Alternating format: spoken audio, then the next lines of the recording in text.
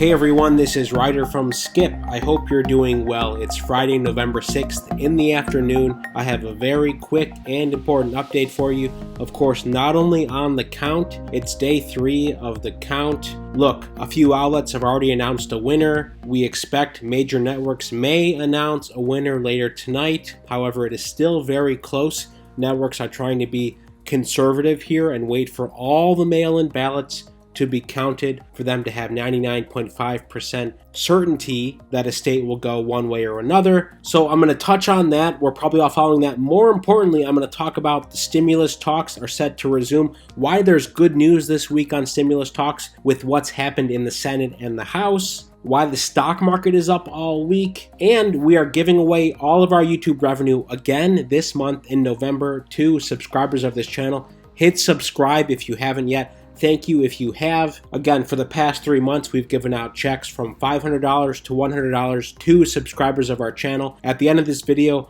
I'm going to tell you how to enter our giveaways this month. In short, you need to download our free app on the App Store, link in the description. It's Hello Skip on the App Store and Google Play. That's what you need to do, as well as subscribing. Okay, let's first talk about stimulus talks before we talk about the skyrocketing COVID cases and the election. So McConnell won his tight race in Kentucky. He's back as the Senate Majority Leader, it looks like. He said on Wednesday his job one when lawmakers returned for the lame duck session after the election would be to get a stimulus deal passed. He wants something passed. To recap, because it's been a couple weeks now since we've talked about this, $2 trillion is what the Democrats want, around $1 trillion is what the Republicans want. Look, the stock market is up this week. Here's the jobs report. This just came out, by the way. Unemployment rate falls, but there's a worrying trend in the data. The job growth has slowed, okay? Of course, this is where we're at now. Of course, this is the uptick we've seen, but it has slowed. And of course, the fear is that a lot of the job loss is long-term job loss. People have been unemployed long-term, and that's only going to increase.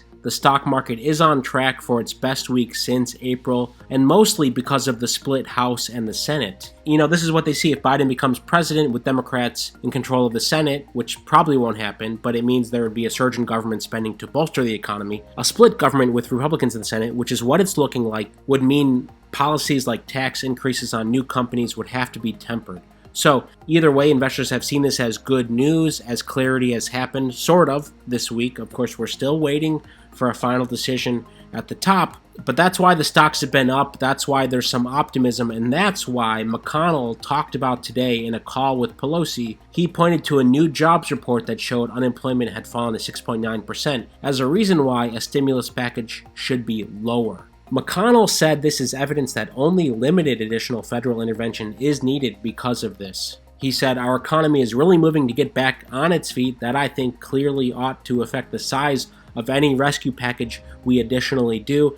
I do think we need another one, but I think it reinforces the argument that I've been making for the last few months that something smaller, rather than throwing another $3 trillion at this issue, is more appropriate, with highly targeted towards things that are directly related to the coronavirus, which we all know is not going away until we get a vaccine. When Pelosi was asked to respond to this, she said, no, it doesn't appeal to me at all because they still have not agreed to crush the virus. Again, I'm not sure what exactly that means from Pelosi, but but it's her comment. I hope we don't start again with the politics as usual. Of course, all eyes are on this. No major network has called a winner. That includes The Times, CNN, NBC, ABC, CBS. 2 minor networks have.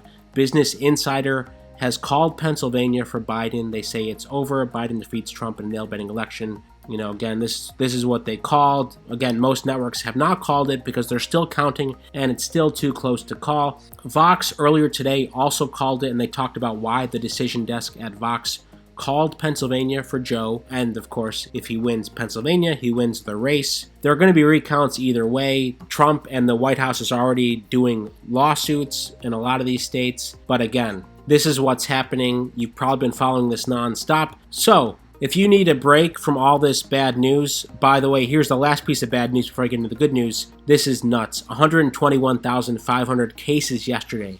That's huge. We just broke 100,000 for the first time a few days ago. We're going to hit 10 million US cases in the next couple days. Again, there's no relief in sight. We partly expected this because, number one, it's getting colder, it's November.